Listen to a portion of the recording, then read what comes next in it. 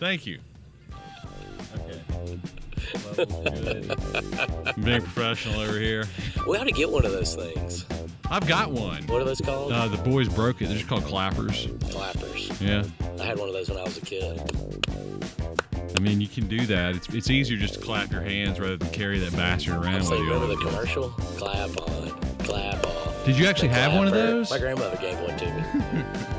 Yeah, I guess I don't think I've ever actually seen one in the wild, but it's just got to be a box you plug stuff into. Yeah. And then you clap. Yeah. But any noise would have had to make it go off, right? It wasn't like that. I think like you couldn't like scream.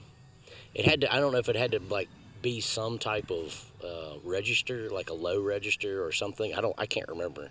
You're listening to or watching Probably Relevant, Possibly Interesting with Mark and Wade. Just want to get that part out of the way. Go ahead with Clapper. That's it. That's the end of the Clapper story. Well, I have to be in a wedding this weekend, which is pretty rare considering how old we are.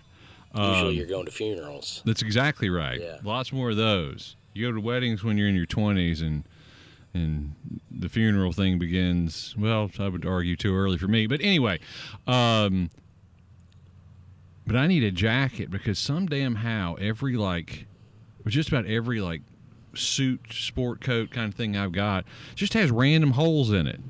You got moths? I don't think I've got moths, but it's like they're all in the same places, like this elbow. I'm doing something that's destroying these things. But anyway, I went to this, what the hell is it? I almost called it McCrae's, Belk over here. Mm-hmm. The cheapest coat they had was $250. Yeah. That's madness. When do you have to be in your wedding? Saturday. I leave tomorrow. Borrow one of mine. I didn't think about that. But for future reference, people don't. I don't know why people don't do it, but like I ordered a tuxedo on eBay. It's not here yet. It's a used. No shit. It's my size. It's a. They had to dig the guy up. It's a 42 regular Armani tuxedo. I've had a tuxedo that was my dad's tuxedo, and I've worn it to everything that I've ever been able to wear it. But now, I got a little too fat to wear it. The coat still fits. The pants, I mean, I could probably wear them, but I would have a bad time. Okay. All right. I'm just not gonna do that. You got a little more junk in the trunk. Yeah, a little more pudding in the middle. I don't know what you'd say. And there's no way I can lose weight. I got to do it in 6 weeks. I could get down to where it'd be probably more tolerable. Yeah. And it's still pretty stylish, but I said, you know what? Let me see if there's a nice tuxedo on eBay. So 42. What do you have to go see a man in Monaco about something? What do you need a tuxedo for in the first place? I got to go to this, whatchamacallit, junior auxiliary bullshit. Oh, okay. And it's an Armani tuxedo, 42 regular, and it still looks good. I mean, it's still kind of a in-stylish kind of cut of the jacket. The pants fit. The waist looks like it'll be pudgy enough for me.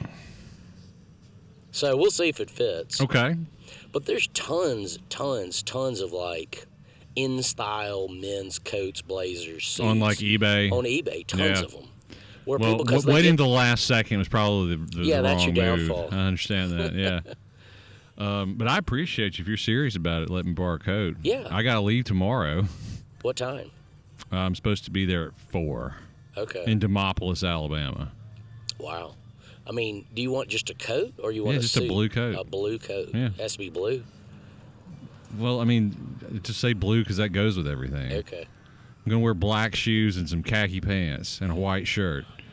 I got all that part figured out. I don't know if I have blue anymore. Yeah, black? Yeah. That might have to work then. Okay. I'll bring some up to the office and leave it for you. Sweet, dude. I appreciate it. Because I got to go to a meeting in the morning. But you just go up there and get your coat. I'll get me a coat. I really appreciate that. I forgot you let me borrow one once for a failed job interview I had. Yeah, but you're glad you failed that job interview. 100 million%. That would have been a very shitty situation. Well, it was, it would have been something else. And everything that's happening over there, I just feel bad for all those folks. The amount of vitriol they're getting. Who? The folks at the W. Oh. Over this name change stuff is kind of extreme. And some of it they definitely brought on themselves. But like, I don't know if you know Chris Jenkins. Do you know Chris? Chris Jenkins has been like the photographer at MUW for like 35 years. He's a real nice guy. Okay. So I mean, you'd 100% recognize him if you saw him walking around. Big dude, bald. He's always got cameras hanging off his neck. Okay. And he was basically on Facebook the other day, just like, guys, my feelings are just hurt. Why are y'all being so mean to me? Did that soften up any of the vitriol? I mean, a little bit. I mean, but, you know, it's unquestionably catastrophic the way it was rolled out. But do they just want to just go in and chop all these people's heads off?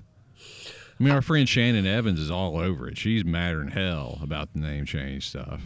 I mean, but here's my biggest thing is that people are only participate when they're pissed. You know, that's what I think when too. people can go, and I'm not throwing a dagger at Shannon, because I mean we talked about it pretty thoroughly when she was on the show, is I think there's a misunderstanding or a misbelief, I don't know how you describe it, that if they only did thus and so, whatever those are, these magical formula of managing a college, with the name, they could be successful, right? I think that's the idea, yeah. And I think that just in Mark's little pea-brain mind of, like, debating people that is really just a false dichotomy, false dilemma, I think is actually what they call it. Because the way to look at it is this. All else being equal, right, ceteris paribus, all else being equal, is having the existing name a better or worse thing versus having a different name, not the name they chose, just having a different That's name. exactly right. Okay, if it's neutral or better, keep it. If it's worse, lose it. Outside the realm, I think we talked about this of calling it like doo-doo head state. Right. Yeah. I mean, if you're going to call it like the Diamond Club Lounge or some shit, you know, like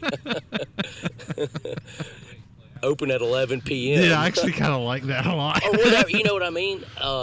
But that's the way you should approach it, okay? And then anything you did on top of that would be even more beneficial, like the secret sauce. Because I think there's a lot of people that, whether they have experience doing anything, because they're successful in this ancillary thing or even something that's totally unrelated, will come and say, well, you know, I'm a successful whatever the fuck, basketballer or whatever. Therefore, I have valuable input because I'm successful in this one thing to tell you how to do this other thing. Right. Even if there's not a lot of transferability in that skill set. That's absolutely right. The worst case scenario is when you have somebody that doesn't know their ass from a hole in the ground that's just like, I'm really emotional right now. And we're going to make decisions that are going to last for a long time based upon how emotional we are at this particular thing. When I used to work at this high school I worked at, which was a boarding school, you know, invariably some student would find a new and exciting way to get into trouble, right? And whenever one of those things would happen, the administration's first instinct, and almost always did this, would be to completely clamp down on whatever it was that allowed that activity to take place. Like specifically, like response. Locations would be a thing. Like some kid got caught, I don't know, making out with his girlfriend in this building. Now no one is ever allowed to go in that building ever again. And I used to try to make the argument like, but over the past 20-something years, they didn't do that. Right. They just did it this time. Right. Which is a success. Yeah, I mean. And that always was like, you have no. And I get it, too, because, you know, you're going to have parents and you have people and you got to be seen to, like, actually be doing something. But I think sometimes people, especially, you know, in kind of education-style jobs, confuse doing something with affecting something. Yeah. Well, you know, and I haven't followed it because I'm not on Facebook, but I've talked to Allison, talked to other people regarding the W and they're changing the name. And I mean, again, I don't want to just say this to sound like just a prick, but if you're so wrapped up in that, like, I think you need to examine your priorities, like, as a grown adult. Like, if somebody really... That's a little extreme. If you went to the school and you care about it, I mean, you're going to have an interest. About it? Like, if they called me right now and said, Mark, you know what we're going to do? We're going to burn down the business school at Mississippi State and build a gigantic monument to elephant shit, or I don't know what. Okay. You know, and we're going to change the name of the school. I would definitely ask, why are you going to do that? And we're going to change the name of the school to the Dumbass Factory or whatever. Right. I would be like, well, you know, I think that's a very, very poor decision, but it impacts me in my day-to-day life of waking up, existing as a human being, earning money, providing and loving for my family. I think the question... Nil. Zero. But here's the thing. This is the question. Obviously, that's the case. But would that decision make you more or less likely to donate to that institution? I think I think that's a very, for them, okay, I think, and I could be wrong, I think that is probably already been decided because that's why they're changing the name. I get that. Somebody has already sat down and said, okay, if we lose 85% of the donations to the school, regardless if we change the name, if we lose 85% of the donations to this school, if we change the name, do we want to proceed? Somebody's already done that calculus. I think so too, and I think they also take for granted. I think this is a little dangerous. But do you understand what I'm totally. saying? They take for granted that changing the name is going to increase enrollment. I think, and the reason I say that is I think right now their enrollment is so at the bottom of the floor that if they get 14 new people coming to the school, then they've increased enrollment, and they've done it, and so. They are banking heavily that they're actually, and I think they will. I actually really do believe they will. I think once you make it gender non-specific, and it opens up recruiters to be able to just, I mean, basically put a sign up that will make people not immediately, you know, half the population immediately turn their head and walk away. Right. I think but it's not half the population because if you look at those statistics, well, 2/3 of the population because a lot of women don't want to go to an all-girls school. I mean, you know, too. It's not 1965. Right. There's a lot of women that don't want to go to a school that doesn't include men. And this is going to sound real smart ass, but it's the truth, and nobody brings it up. You know what the original W was in the W? Something about white girls. That's exactly right. It was the Industrialized Institute and College for the Education of White Girls. That was the original name from 84? Whenever it opened up till 1920. So for a long time, the W was for white. Just throwing that out there. Let's celebrate our history. And so there's something, but see, I think there's something smart about picking like a random ass name, and they've all been random. I mean, that's totally fair. That's obviously because why it doesn't have history on top of, which is obviously why they're doing it. I mean, that is why they're doing it. I mean, I think they're doing it for two reasons. One, because it's disassociated from anything that somebody could come back and stick them in the ass with. That's right. And also, they've got to be able to trademark it, own it, merchandise it, all that kind of shit. You know, like there's somebody that they said we want to call it the W. Full stop. Mississippi University, and I'm like, you can have a hard time owning the W.edu. Maybe you do. Right. The W.com. Maybe you do. I guarantee if you type in the W.com, it's owned by somebody or parked. I'm sure it is. Or just W. That's absolutely fair. And when we start getting into the particulars, though, about like which one sounds better versus the other one, we are all of us, talking completely out of our asses. Every single one of them. I don't like it. Okay. I do like it. Okay. But there's no objective measure for any of those kinds of things. Well, I mean, here's the thing. And so because it's all new. Right. And so that's why they have like test groups. And I think a thing that is infuriating the alumni, and I do understand why they are infuriated, is this name change is not in any way, shape, form, or fashion directed toward or about pleasing them at all. It is about facing outward to get a constituency in there that, but they can't go be students. Hitherto have never, gotten involved with it. And I'll tell you why that's dangerous, because that's basically what the Star Wars strategy was too, to try to get people who weren't interested in Star Wars to become interested in Star Wars. We've all seen how that goes. But I think that's not not necessarily a good analogy, and I'll say why. Okay. Because you like Star Wars? No, because I know a lot about it. Yeah. Because the product to be delivered to the alumni has already been delivered. They've already paid for it. It's not like watching a movie or buying action figures. Yeah, they have their degree. If they want to go back, I mean, in terms of making money, if you say, okay, in terms of the university making money, I don't know what their split is between what the government gives them, the state, versus their tuition. Okay, I looked it up. I think their total budget is like a shade under like $40 million. Okay. I think that's everything. That's everything from all sources, all their ancillary things. I think I looked it on my phone. Also, I didn't have my contact in. It was 3 a.m, but I got a wild hair at my ass and I was looking at it, and I think it was like 39.98 really million. Yeah.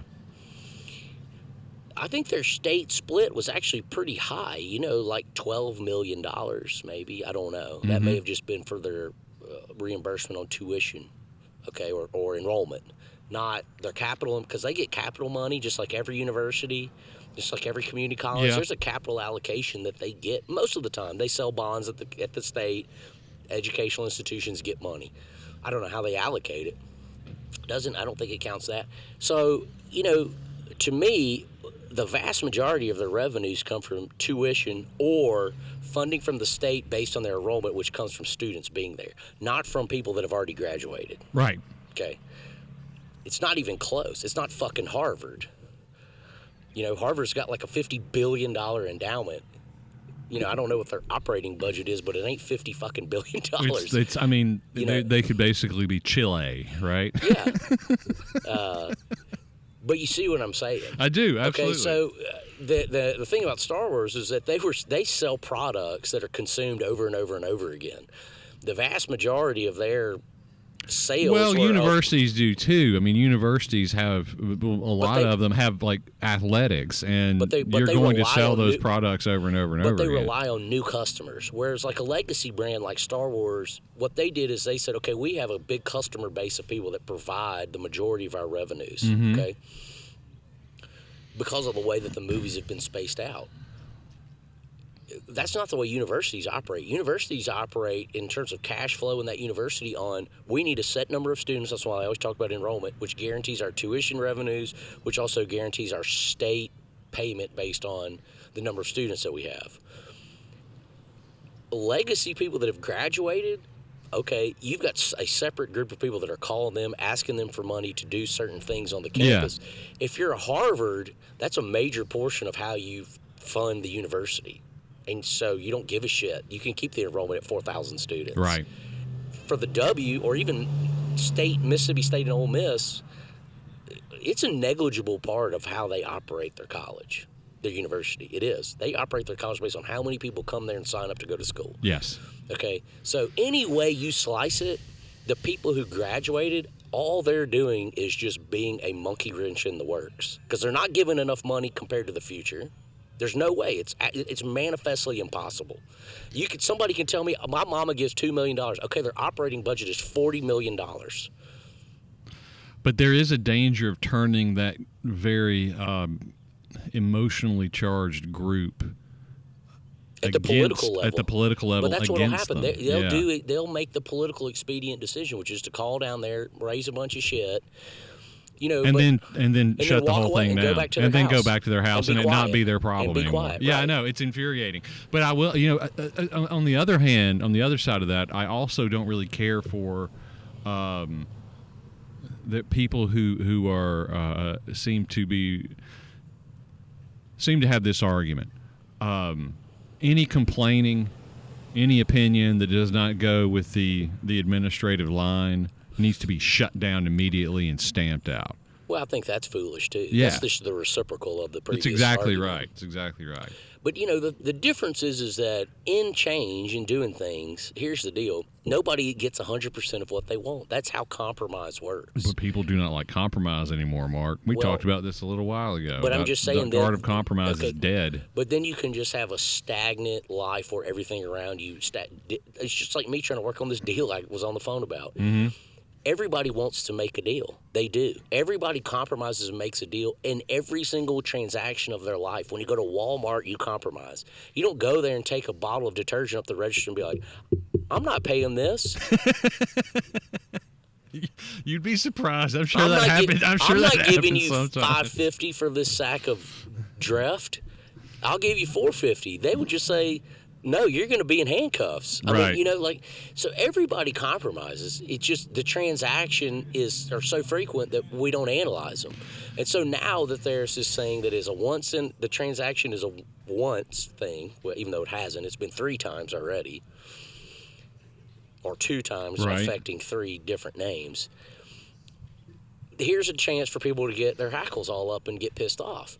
I guess my biggest thing is that, well, 2 things. One, I hope that the university is not doing what you said, which is looking at it as a magic bullet, because that is a fallacy. Yeah, I and agree. whatever the business is, if you do business analysis and you look at it, it's a variety of things that need to change.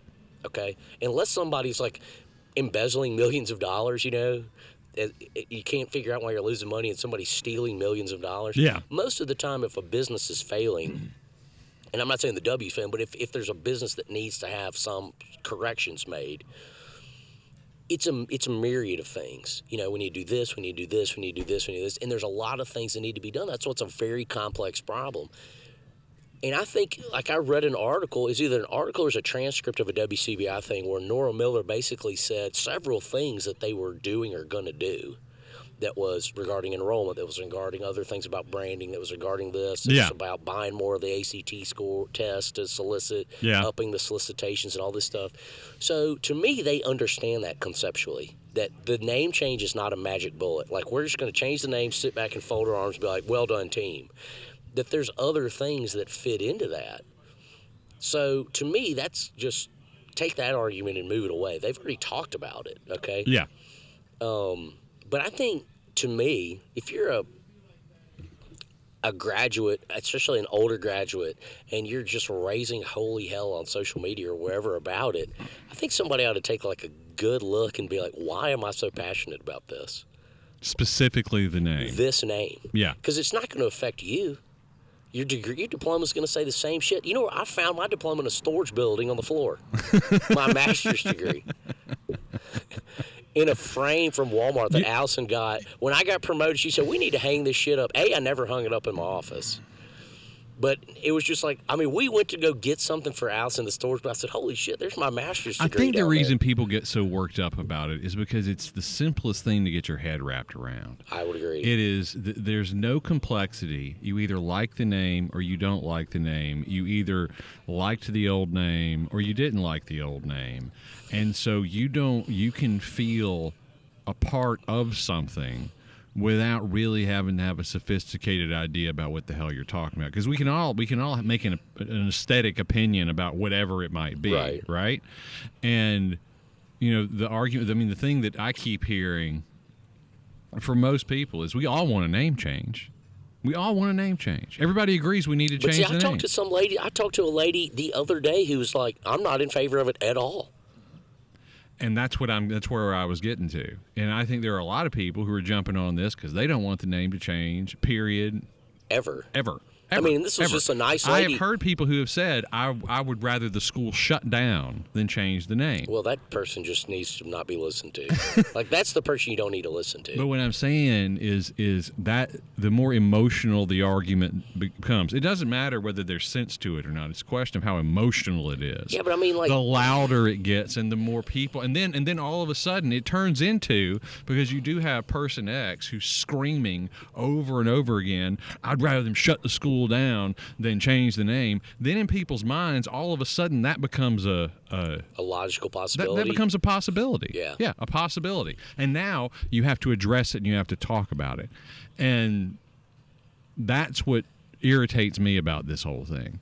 There is no question that they were very naive in the way that they rolled it out. In what way? I think that there was a lot of assumption that because the things they were doing were on public record, were kind of, newspaper coverage is not what it was even 10 years ago, but that you could look at their website or look at their Facebook. You're saying they needed to have just like pounded people with the information. They needed to have beat them over the head with it. Okay. They needed to have given them every step of the way. Here's why we're making this decision. Here's why we're making this decision. and make people feel they should have gotten. Because they do have that on their website, a long, lengthy, a bunch of stuff about it. I'm aware of it. I'm absolutely aware, but it's a thing. It's a mistake that I see people, especially who work in bureaucratic sort of operations, make all the time, which is just because it's available, you think anybody's actually looked at it, or you think anybody's really going to read it. You know, it's like one of those things. It's like why institutions have handbooks. Nobody reads the damn handbook. It just needs to be in the handbook until when the shit hits the fan. So when the shit hits the fan, they can say. You're just saying they should have been more aggressive in mailing and emailing in a very, very easy to digest kind of way. Yeah. And I think opening paragraph and bullet points. And I realize, yeah, totally. And I'm 100% being Captain Hindsight here. I get that. But I think if they'd have done that, and they had, and rather than just, because for a lot of people who, unlike me, haven't been following this for 20 years, this just came out of nowhere. Yeah, but they tried to do it like 10 years ago. It didn't. They tried to do it like in 10-year increments. I was digging, so I found so that's what that is. I found a cartoon about changing the name of the W that I drew in 2007. Like editorial. Like an editorial cartoon. Okay. Can't remember if it ever got printed or not, but I mean, it speaks exactly to what's happening right now. It's I'll put it somewhere so y'all can see it if you're interested. But Wade's going to put it on the screen right now. He's going to put it. Am I going to put it on the screen right now? Yeah, you put it in the video. Yeah, I'll put it on the screen. Flash right it up now. on the video so people can look at it. And the first story I ever wrote when I was like trying out to be a reporter. And I know it was in 2009, or no, it was in 2008. It was in 2008, and it was in a boardroom where people were talking about changing the name of the W. They had all kinds of very interesting ideas back then. But I guess that's what I'm saying is that, and it always got snowballed, and what. But those people can't be all fools. That's exactly what I've been saying. There's all these people; they can't all just be blithering idiots. To be just like, you know, every so often where they're like, we really need to change the name, and then they get beaten with, you know, a bunch of the revealed wisdom back then was that you just have to wait for some of these people to die. Because it's not so much like it was anymore, but a lot of these ladies who were W graduates who wanted it to be, people who called it MSCW. Before it was Mississippi University for Women, it was Mississippi College for Women until 1970 something. But the MSCW people were the ones against it, and they were all married to legislators. And so they just, every time it came up, they would just shut it down. Just shut it down. The legislature's going to get any poo nanny. That's 100% what was going on. That's 100% what was going on. So the idea was like, let a lot of people pass away. Now we're at a time where it seems the majority opinion, including alumni, is yes, we need a name change. But their feelings are hurt. Now they're just disgruntled about the process. That's right. Okay. And what I guess, and maybe this is a result of probably being too clever for my own good or whatever, is I don't understand why the administration, if they'd hired an effective marketing firm, and this does rely on the idea they hired an effective marketing firm, would give two damns what anybody who graduated from the W would think about it anyway. It just wouldn't help anything. Well, they still have to get it passed, though. I understand that. But what I mean is, like, practical examples, it's when you're doing something like for an organization making a website, right? You know what you should do when you want a website made? You should find somebody who's good at making websites and say, make my website. Yeah. What you don't want to do ever is get a committee together of all your constituents to go in and pick it apart and decide what it's going to be, because it'll turn into a gigantic, stupid Rube Goldberg machine every single time. Because there's some people who have expertise in particular areas. Let me follow you, because on that, there's basically, as times change, there's an effective way to lay out, topographically, I don't know how you would say that, but to lay it out on the page, a website. It's called a wireframe. Okay. You know, if you're going to have a bank website, it's supposed to be X. That's right. If you're going to have the storefront website, it's going to be Y. If you're going to have this, and there's just basic ways that they've market tested those websites that they should look. And my advice to anybody who's doing that, find somebody. If you want to do something interesting, find somebody who's made a lot of bank websites, can make a bank website, but has their arm sleeved up with tattoos and give them a little wiggle room to do something interesting. Okay. So I don't understand. But not committee based. What I'm saying is like if we're going to try to find a name for a university, why the hell am I going to put a group of people together to come up with that name when rather instead of that I could find people who are experts in marketing things and just say, y'all know what you're doing. These people just have general opinions about things. Go do what you know to be with the best thing you can do, and do it through research, like, you know, put together focus groups. We're going to let you know the parts of the country that we're interested in recruiting students from. I mean, but don't you think they did that? I know. I'm sure they did that. I wish I could say I know they did. I just need to do my own research and find out whether, because by the way, if they didn't do that, then I don't know what I'm talking about. I feel like they did. I know. I think part of the problem is that they split the difference. I think again, I think the analogy is not exact because I think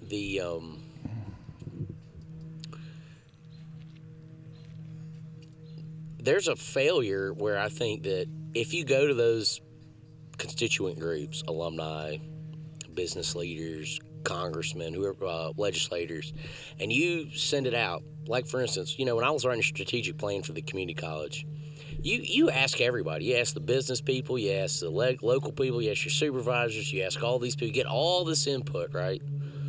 And some of it, to be fair, might actually be valuable every once in a while. But you got to ask them. Yeah. But are you asking them because it's going to make it better, or are you asking them to placate their egos? You're asking them because you have to, because it's part of the process. Okay. And, you know, what we had is you could go look up, and it could have been every, not the individual surveys, of course, but the aggregate by group. If you want to look up and see what the local delegation had to say about whatever was the most important things you could do at the community college, you know, whether we should be on industry or this or that, I can't remember all the questions, right?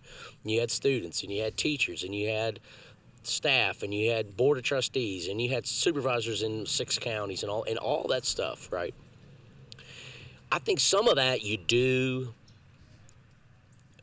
and then that you go to them and say, well, all the alumni don't want to change the name, but the legislators want to change the name, constituent groups across the nation, potential kids that we can market to, this, that, and the other, and maybe they have that. I've not delved into it enough. Right. And so what you do is you say, no, look, you're the only people that don't want it changed.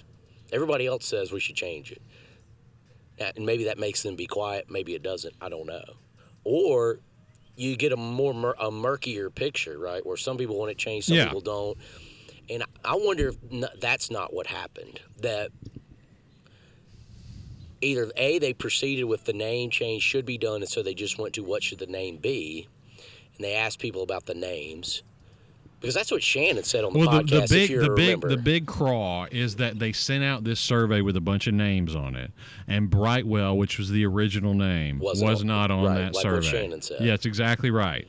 And so the alumni, and I get it, because you asked the question, then... Because, see, to me, that's when the tumult started. But it seems to me that Brightwell can't, like, some marketing person... And again, the big assumption I'm making is that we're talking about somebody who's an established, knows what they're talking about kind of person, said, look, all these things that these people in these surveys have picked, they test terribly. I'm sure that's what happened. We AI, even if they did, who gives a shit? AI generated Brightwell. Or, you know, I was telling my daughter about the W and she said Brightwell, whatever it was. Dude, look at the numbers on this one. This tested through the roof. People want to go to Brightwell University. I'm sure that's what happened. And they got so excited looking at that, they forgot to tell anybody. And that was the mistake they made. But every mistake, I believe, that the administration over there is making, and you know, I'm as punk rock as the next guy, fuck the man, all that stuff. But I do believe this administration of this school has no goal other than to make that university survive and thrive as best they can. I believe that too, yeah. and they're not morons. That's the other thing. I mean, that's the thing is that you've had people over decades have said we need to change the name. I have good friends who, just put that. I have good friends who are high up administrative positions at the W. Me too. And they are not stupid. And that's what I'm saying. There's people who, and even if it's not those people, it's people 15 years ago that wanted to change it. That there's these people that get there, that they do whatever the market research is that's now over decades that says this is a significant hindrance to us recruiting students. Right. And people who say, no, it's not, you're just basically shouting into the void. Like, I mean, in a very anecdotal but practical way, and I know I've said this before, I would invite any real pissed off alumni to go to any college fair more than 50 miles away from Columbus, Mississippi, in the state of Mississippi, and take a look at what happens at the MUW booth. Nobody goes to it. Nobody. If they do, because it's not a known entity. Because it's not a known entity, and it says Mississippi University for Women. Right. And so there are more people who go to the Blue, and nothing against Blue Mountain, but that's a tiny private Bible school. Right. But they just a clean slate. They walk up to Blue Mountain, and they don't know it's a Bible school, right. But they're going to go walk up to it and say, "Hey, what is this thing?" Yeah. But they say, "Oh, I'm not a woman," or "Oh, I don't want to go to a school that has all women." I don't want to go to a women's college. And I always and I can see all the people that work there, colleagues, and the people who are working those booths, they're smart, dedicated human beings, but I mean they are basically got to have one foot hobbled. Yeah. So they just need a chance to be able to, in a fair way, be able to pitch the value of that particular university to students who have the right to hear about it without having to do a 2-paragraph preamble about why the name isn't really what it means. Right. I mean, it's kind of crazy if you think about it. I mean, we take it for granted because we grew up here. Yeah. And I mentioned before, my I'm a W girl. My undergraduate degree is from Mississippi University for Women. But there are very, very few men who are just champing at the bit out of high school to go to the W. And a lot of it has to do with the idea that it's clearly a women's school. But how much of the pushback is that? Well, why are we kowtowing to men? I don't know if I'm sure there's some of it. I'm sure there's some of that, and I think with your most extremely aggressive anti-group, there's a lot of that. I've certainly met people who have said, and hell, they might be right. The W ended being the W in 1982 when they started letting men come in. Mm-hmm. Because I think I looked, it's like 35% men. Yeah. Now, it's not, I mean, that's not an insignificant amount of men. It's not an insignificant amount. No, absolutely. And, especially now that they have, with the athletic stuff, because they've got like basketball teams and baseball teams, and there's, girls teams and boys and boys teams. And I think they're trying to build a brand. I think they're trying to build something, and I mean, I just think, because I think sometimes I think in terms of PR. And if you're representing something, and let's just say I don't know what division the W's baseball team's in, but let's just say, for instance, I think they're Division III. Or they just went up to NCAA Division III. Let's just say they won that division's World Series. Okay. Right? Every single time. Mississippi University for Women, and then 2 paragraphs explaining, but men can go there too. Yeah. And every time. You're saying in every press release about winning the World Series, they've got every single. I mean, you just have it in a macro. Yeah. This big blob of text that you would have to put in there every single time. Right. And so that goes back to my original point: is that if it's a detriment, do away with it. Right. And I heard someone make this argument where there's I think it's Texas University for Women. Yeah.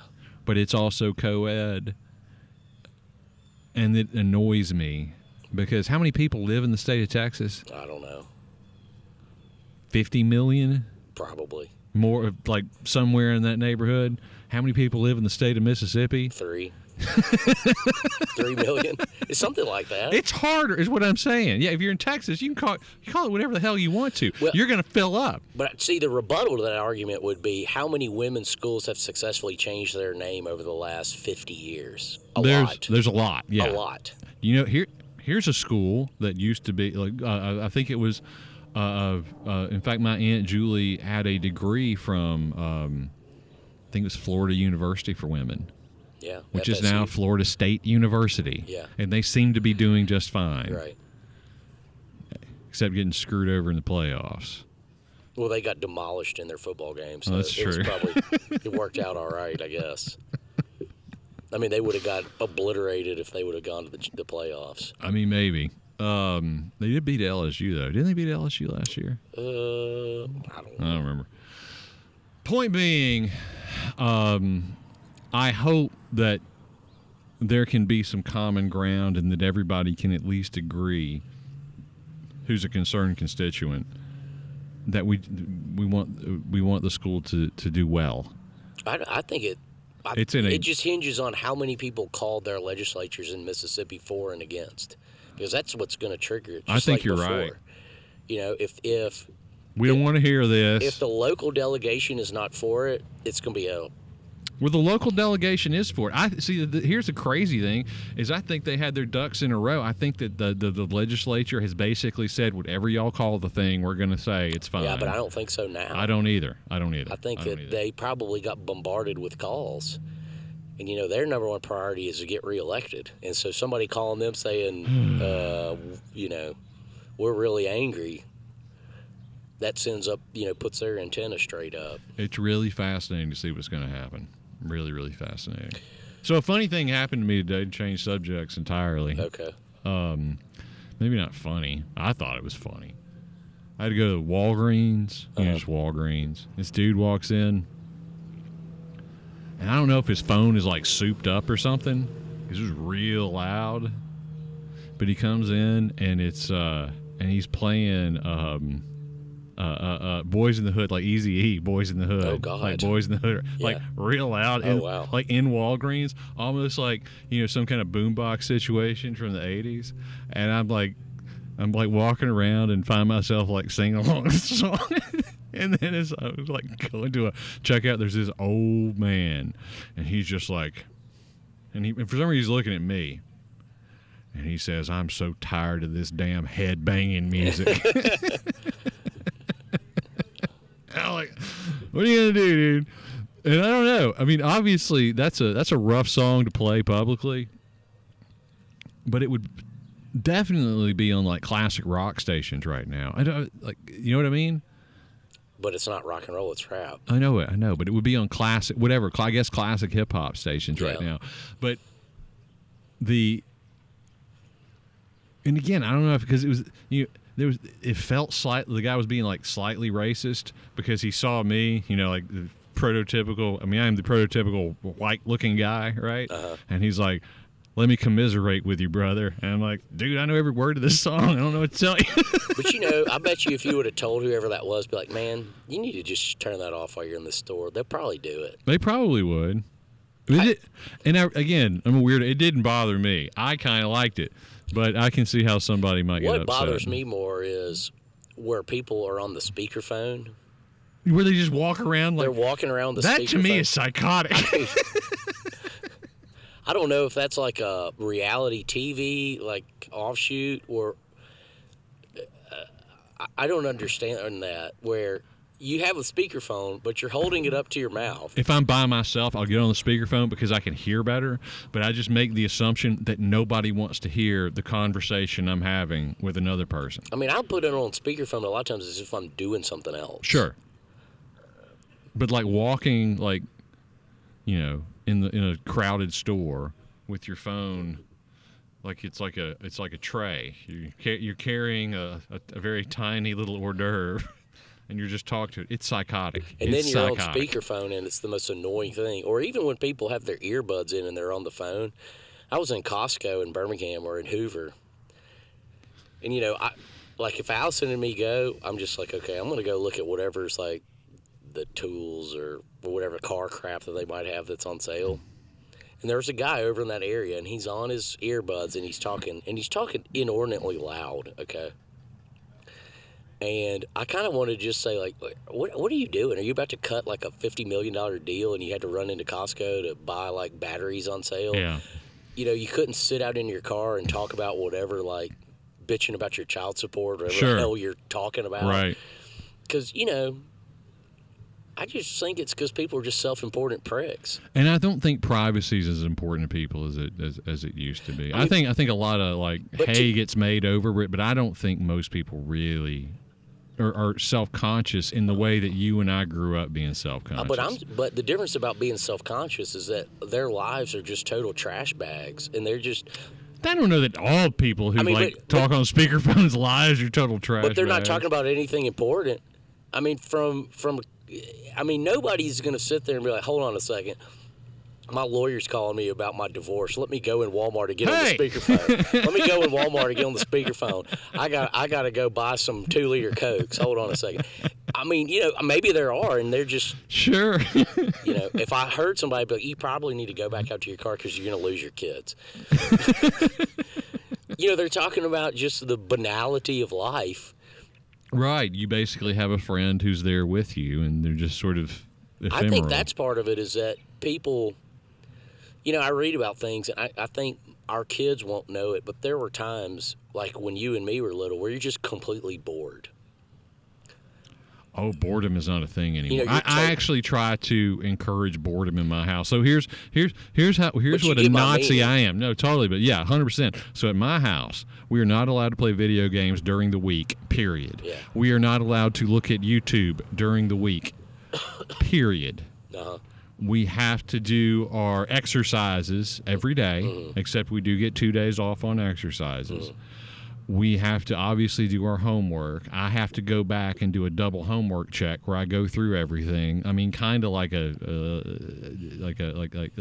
some sort of spy commander, like digging through their dossiers to make sure they've gotten everything done. They have to put all their clothes away that have been washed. And then, and only then after that, they're allowed to either play with Legos, read a book, listen to a book, go outside, whatever. Boy Scouts cover, or work on Boy Scouts. Yeah. And then if all that is out, then maybe we'll sit and watch some kind of show together. That's what a monster I am. And since this has been implemented... Yeah, but that was our childhood. I know, but since this has been implemented, there are more interesting things, there are more creative things. Mark plays his guitar all the time, which is awesome. David's getting to the point where it's almost impressive when he plays the piano. Not quite there yet. It's a little stoppy-starty, but he can certainly read. And it's just a question of just not allowing them, making them be bored, so the only thing they have to do is to go do something that's productive. I mean, but I can remember being a kid and, like, telling my mom I'm bored, and she's like, well, go outside. Yeah. And then you'd go outside and do you something. dig a hole with a stick. Yeah, or whatever you're going to do. Like me and my brother used to fish for ants. Like you find some tree that had a bunch of ants in it, and you get a little piece of pine straw and stick them in there. Then an ant comes out, and you got one. And that was it. We do that forever. Let me tell you a go outside story with my mother. It's kind of a funny story. So for some reason, it was when I was like trying to skateboard, and I had some skateboard, and I was going to paint the skateboard. And that depth perception might have been a little No, it's difficult. not too bad. Okay. And I was going to paint this skateboard and, like, put something on there.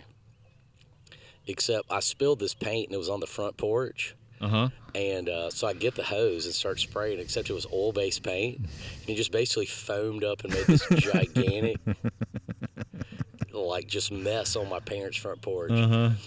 And I don't know if I've ever heard my mother before or after say fuck.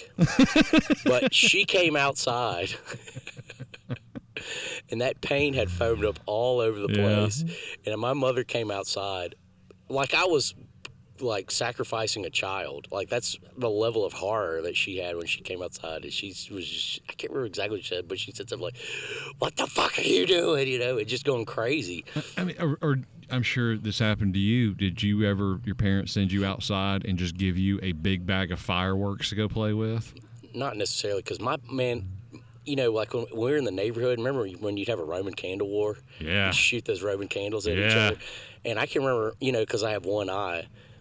They were done. You put an eye out as a serious problem. Put my other eye out, and I'd just pout. But my brother and me used to do that. Like, we would take fireworks and, like, blow up anthills with it, or... Oh, sure. Throwing bottle rockets at one another was the thing. Or my brother and me would make, like, stuff... And you have to let it go at the right time. Otherwise, it's just going to do We'd break all the shit open and put it in a bottle and light it and throw it out and watch it explode. Or where you would get as many bottle rockets, firecrackers, and just twist them up to where you'd have this a big bomb. Yeah, exactly. And then shove them in an ant bed. Then laugh your ass off. Well, or at one time we blew up an ant bed, and then all the ants just landed on us. Yeah, and you learned your lesson. No, I think we did it again. But yeah, one time we were at my Aunt Julie's house, and she had just gotten new vinyl siding. Oh, God. Yeah. And I can't remember if it was me or my brother or my cousin, but we found out that if you crammed you broke a bottle rocket off and crammed it under that vinyl siding, it made a really neat noise. So we basically destroyed her house by shoving bottle rockets into it. Yeah, that's when somebody comes up and says, "What the fuck are you doing?" My favorite move back then with the fireworks is you always have, we would, some uncle or some cousin, and rather than giving you a lighter, they give you a lit cigarette. Oh, my dad used to light every firework we had with a lit cigarette. Yeah. But they just give it to you, and there'd be these little kids, like 6-year-olds, running around with Winstons. Oh, yeah. Lighting fireworks. I can remember one time my brother and me, I think one of my grandmothers had gone, and my grandmother used to go, and she would go and buy me, like, Star Wars figures or Transformers, like, at the flea market. And one of them had given me, like, a huge case of, like, Matchbox cars that were just destroyed. They were already destroyed. And my brother and me were going to have a demolition derby with the Matchbox cars, which was smashing them with a hammer. At night, upstairs in the house. And so we're in there going wild and smashing with a hammer. And I'm smashing this one with a hammer. The head of the hammer flies off over my shoulder, sticks in the wall. So they can hear us banging. And I remember my dad comes up there, same thing. "What the fuck are y'all doing?" And I'm holding just this the hammer handle. And the thing is stuck in the wall. We're obviously beating cars with a hammer. Yeah, smashing cars with a hammer. What do you think we're doing? Come on, man. One time my brother had this bright idea. My granddad gave my brother this, like, boxed set of, like, an X-Acto knife. You know what I'm talking about? Oh, like, yeah. Like a scalpel. And had all these blades in it. And one of the things it had in there, I don't know what you call it. It's like almost like a divot, like a spoon-shaped carving thing that you could do. And this is, again, at night, upstairs in the playroom. And my brother's holding this stick in one hand and carving downwards with this thing. And that son of a bitch slips. It cuts his wrist. Jeez. And I looked over and he was little. Oh, yeah, and it shot up there. And I remember I took this blanket and wrapped it around it and just ran downstairs, like, screaming bloody murder. Of course, then my parents come up there. Same shit. You're like, "What the fuck are y'all doing up How there? could we have prevented this?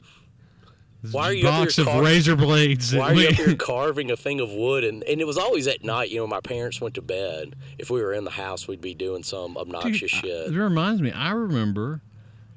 But that was when boredom got the best of us. Yeah, well, we should have been playing Nintendo. You get, like, you have random relatives and they have to give you, like, some present. So they just go somewhere and just grab something off the shelf. That kind of thing. Yeah. And there was a time where, like, we got, like, over the course of 2 years, like 3 or 4 wood burning kits. Do you know what I'm talking about? No. What is that, a lighter? No. A wood. Okay, so you get, like, these little planks of balsa wood. Uh-huh. And you have this, it's basically this long tube that's kind of shaped like a pin that you plug into the wall. And it gets magnificently hot. Okay. And it's sort of got a little like a soldering wedge. iron. Yeah, it'd be like a giant soldering iron with a wedge. Mm-hmm. And you can, like, burn designs into the pieces of balsa wood. Yeah. There's no it's literally hot enough to, like, catch the house on fire. Catch the house on fire. Yeah. And my parents would just like, why don't you get that wood burning kit out Yeah. and then leave? Yeah.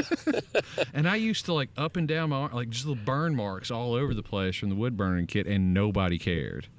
Well, don't do that. Right. Well, I believe my dad's line was, I believe I wouldn't do that again. Yeah. I don't know. I mean, I think the things, that we would get away And I'd with. never let my boys have a wood burning kit. Not Like, inside. Never. Yeah, go in the back where if you catch the yard on fire, it'll be all right. Right. Shit, I had a friend of mine one time that lived between our house, and he lived in a neighborhood you had to walk through the woods to get to my house. And so he was out there doing something and caught the woods on fire. Jesus Christ. And came through to the woods to my house and was like, "Hey, we got a problem." My parents had to, We have a and problem. my parents had to take. Dude, we don't have a No, problem. but I don't know if his parents weren't home or he was like too afraid. But it was like that woods in between our house and his. I mean, it's like if to drive there in Columbus right now, it might take you like 10 minutes to drive around and to go, but you could walk through the woods. It might have been like 1 mile through the woods, okay, Yeah. to get from his house to my house. And in somewhere in that wooded area, he had like started a fire that just burned and showed up and was like knocking on my door. It's like, is your mom here?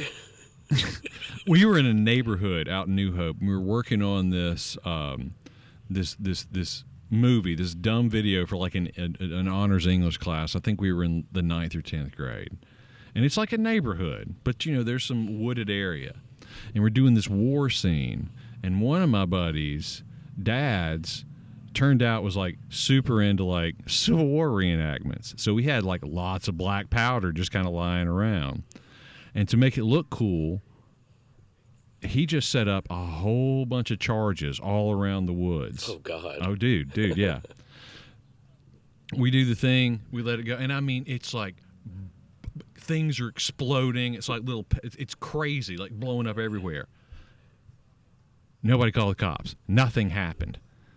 Just like, and all our parents knew we were playing with explosives, and it was fine. And I don't know how to feel about that. I don't know if that was like, well, of course we trust you. You're doing well in school, so just be careful. Or if it was like, we honestly don't give a shit. We'll see if the stronger people survive out of this or not. I mean, I do think some of it is we probably supervise our kids too much. Yeah, I think we do, but I don't know how not to. I mean, I'll let my son's 14, but since he's 12, and you know where I live, about, I don't know, how far would you say my house is from the library? Man, I don't know. It's got to be a good half mile. Half a mile? That's what I'd say. I'll let him walk half a mile. I'll let him walk from my house to the That's not too library bad. by himself. That's not too bad. And obviously come back. But I'm a nervous wreck the whole time he's gone. I think he's old enough to. Well, I'm doing is 12. Okay. And so, But he's a big kid. yeah, but my point is like, I think it's good for him to have the confidence to be able to do that, but I hate every second of it. And so I wonder if our parents were the same way, or they just genuinely didn't care. Because like you said, being outside, we'd just be gone, right? Oh, yeah. I mean, we go ride our bikes all day. Yeah. In the summer. And then eventually Show back up. Yeah. And there was no wailing and gnashing of teeth. There were a couple of Satanists, I guess I saw, but not that many. I was too ugly. Nobody was going to abduct me for anything. But here's the most important thing. Did you watch the Super Bowl? I did a little. I fell asleep. I mean, San Francisco was still winning when I fell asleep. Okay. But it was in the second quarter because I remember watching the halftime show, and I thought it was fine and completely inoffensive. I thought the roller skating was a bit much. I actually thought it was good. Okay. I was in a bar in Louisville, Kentucky. That's right. I forgot. How was your trip, dude? It was good, but I could kind of hear it. I just thought it was a good production. But we didn't go to any of our previous haunts in Louisville. Mark and I once drove to Ohio to go buy a TV, and we stayed in Louisville one night. You didn't go to any of those places? We stayed actually downtown, and then went to some other places. But you go to the fancier whiskey places while you were there? No, we really didn't. I mean, we just kind of left northern Ohio and drove and stopped there. Oh, I was gonna. Okay, so if I remember right, what you told me, because this was last week when you left, y'all were driving straight to Ohio, which we did. And it's in northern Ohio. I was gonna then, so 11 hours. Yeah. And so going back, who were the people who were like, yeah, we're not doing this in one day? We talked about it on the way up. Okay. There. Well, because we had talked about, we could stop on Sunday and like go to like a bar or whatever and do something, get a hotel room, and you know. Was it a good time though? The trip? Yeah, it was good. The guy we were with, it was his dad's 70th surprise 70th birthday. Yeah. And you were the big birthday present. No, I think just all of his family being there, plus but he was genuinely surprised, and it was good. And they're good people, and it was it's a fun trip. You know, the worst parts of the drive are really just going through the major cities on the way, because you got to go through Nashville. You don't really go through Louisville. You kind of go around Louisville. Do you go through Cincinnati going up there? You go through Cincinnati. You go through Dayton or beside Dayton. And that's really it. So, you know, if you get like crappy traffic in any of those areas, it bogs down. The rest of it's highway until you get to Alabama. But then when you get up there, you get to be the charming Southern boy, don't you? Well, they all knew me, so they knew I wasn't charming. I had already been up there. So, but it was good because I'd been up there and knew his family and saw them again. So that was good, reunion, and it was just a nice time, and they're just nice people. It was good to go. Yeah, I mean, they were going whether we went or not. Yeah, sure, so we sure. Just were like extra baggage. That's awesome. Yeah. Well, I'm glad you had fun, man. But, yeah, we watched the Super Bowl. It was odd. We watched the Super Bowl to halftime at, like, this bar, big place. And then we went back to the hotel, and they had a big bar, and they're like, let's just go in this hotel. We'll sit there, you know, and so we're sitting there, and it's, you know, there's like a bar, and there's people watching it, and there's tons of, I mean, it's like a huge living room, humongous, you know, as big as where we are out here, of these couches and shit and TVs. And this guy comes up, and he's a police officer, and I don't know if he's like, works for the hotel, or he's making the rounds, or he's just on call, like if shit hits the fan in downtown Louisville. Right. But, like, he sat up there. His dad was from Mississippi. He's a black guy, so his dad was a sharecropper in Mississippi. Was he an older dude, the cop? His grandfather, no, he's my age. He's 40. His grandfather was a sharecropper in Mississippi. His dad, I believe, was in the Army, and so he was a military brat and went all around. But so he kind of, like, just joined into, like, our Super Bowl party. That's cool. I mean, it wasn't a party. It was just us sitting in this big hotel bar watching It is TV. fun if you get outside, especially the further you get from Mississippi, when you meet anybody, all that crap about differences, race, all that just goes away because you can relate to one another much more easily. I mean, we talked about it, but I mean, you know, he was a huge San Francisco fan. So that's who he was cheering for. Because Jerry Rice? I don't know. I said that. I said, well, you know, I was a huge San Francisco fan. Yeah, everybody here was a big San Francisco fan. I mean, I told him, I said, I had 3 posters on my wall: Joe Montana, Jerry Rice, and Michael Jordan. You know, I love Joe Montana. He went to Notre Dame, big Catholic guy. They were awesome. Jerry Rice is from here. And I told him that. He's like, oh, I didn't know that. I was like, yeah, man, Jerry Rice is from Mississippi. He sure is, from Crawford. I don't know. I can't remember if he said he didn't know that, or he said, where are you from? Because his grandfather's from Bolivar County. Okay. Yeah. Well, he'd be forgiven if he didn't know where this was. That's what I said. I said, yeah, it's the other side of the state, man. I believe Bolivar at one point had more school districts than any other part of the state of Mississippi. I think that's true. It's like 6 or 7. It's crazy. I can just remember JT and Dave? Yeah. And they would get on there and raise holy hell about Bolivar County? No, about all the school districts. That was like one of the things that they grinded their gears on was about, well, there's too many school districts. Well, it turns out consolidation hasn't fixed anything either. So I don't know. I don't know. Like I don't know what's better. I think I don't understand this, and I'm not being just like looking down my nose, but I don't know how these people get super pumped up about pro sports. You know? I don't either, and I think I just think it's an issue of us not living in a place that has direct access to it. But I say that, but I know like a friend of mine has a child that's like 11, and that boy lives and breathes New Orleans Saints. Okay. I mean, like to the point he gets like a little absurdly emotional about it. And at least you'd have a reason to cheer for them now. I mean, remember how terrible they were when we well, were yeah. young? Look, They in sucked. fact, my son was born. My oldest son was born January of 2010. Right before the Super Bowl, and that was the first Super Bowl the Saints were in. They beat the Colts. Yeah, and I've got a picture of him in a onesie that I went and screen printed myself for him that said like "Who Dat" with a little. Oh, so you're just a big hypocrite. No, I did it because my dad was really Okay. excited. Basically, he declared that the birth of my son Foretold the coming of the Saints winning the Super, that kind of thing. Yeah, I don't, I'm pretty. what I was going to say is I think there might be ambivalent. some people, maybe because they didn't go to college, that they don't have anybody to cheer for. Well, yeah, I think that's why I mean, college some of football's so big in the South, because we don't have a lot of pro teams down here, Okay. and so that sort of fervor of being attached to something happens down here a lot more than happens in other parts of the country. I mean, we happen to live in a place, we're about 60 miles away from Tuscaloosa, Alabama. We're about 25 miles away from Starkville, where Mississippi State is. See, I said Tuscaloosa, and just assuming everyone knew that's where Alabama was. They know where it is. Yeah, I know, but. I don't know about you, but, I grew up in a community called New Hope. I mean, it's just like 4 miles away from where we are right now. But the vast majority of the people that I went to school with were rabid Alabama fans. Oh, yeah. And as my father used to say, couldn't find Bryant-Denny Stadium if you gave them a map and a head start. Yeah. But, I mean, that would have been true for all Alabama fans.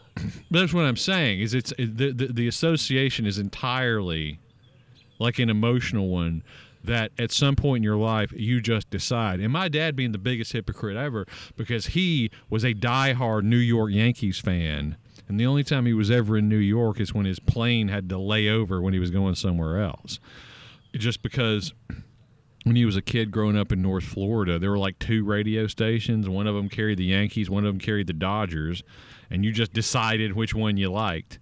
And when he was 6, he became a Yankees fan and was one till the day he died. But he had no economic or personal association with that particular club. But all the other teams he cheered for got their ass beat, so it was good to have one team. That's what he always got accused of. Yeah. Just like, but again, yeah, and that like, it's easy to be a damn Yankees fan. And I'm like, well, look, he was also a Yankees fan in the '80s. Yeah. And they sucked in the '80s. But he was also a lifelong Southern Miss fan, and they That's suck right. in perpetuity. Once he made, and even you saying that, it kind of like pissed me off just a little bit. But that's because I've been conditioned my whole life. But once he made a decision, he stuck with it. There was no he was the most loyal human being that I've ever met. I was so brainwashed about football and sports. I even do this a little bit today. Like whatever colors you happen to be wearing That was are right. indicative of what team you are. Like if you were orange, obviously you're a damn dirty Tennessee fan or something like that. You know what I mean? And because that's how he was. Like, why are you wearing that red and you? At my house, you couldn't wear like a combo of like red and blue. I understand that, man. My mother-in-law would give me. She would go to the outlet store and buy me polo shirts. She thought I needed clothes, and I have a blue royal blue shirt with a red horse on it that I never wear. Well, do you remember? I don't want anybody to say why are you wearing that Ole Miss shirt? Do you remember those big starter jackets from a million Shit, years yeah. ago? Like big, pullover, Oh, yeah. puffy Hell as yeah. hell. And there are all kinds of different ones. You see people, and typically if they were wearing one, it's because they look good, They right? look cool, yeah. Like maybe it was I always remember this one guy who wore a Buccaneers one because it looked cool, right? And, me being, I guess probably middle school age, I want one of those starter jackets. Yeah. And Christmas comes along, and sure enough, I opened it up, and there's a starter jacket. But it was a Southern Miss starter jacket. It was bright yellow and white. It was like the ugliest thing.